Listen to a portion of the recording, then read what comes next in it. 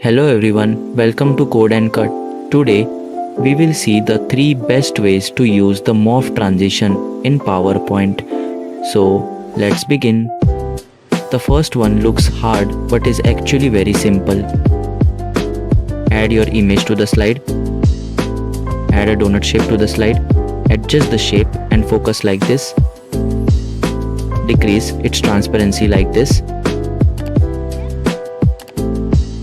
Change the color and duplicate the slide.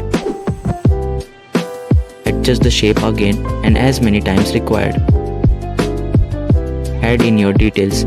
Select all the slide and add morph transition to it. The second is simple yet professional. First, add in your images in a straight line and create 2 circles like this.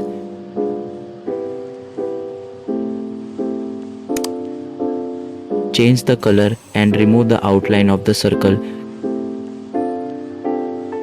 Duplicate the slide and move the images in this way.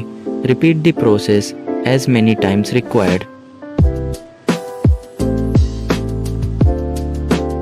Apply morph transition to all the slides.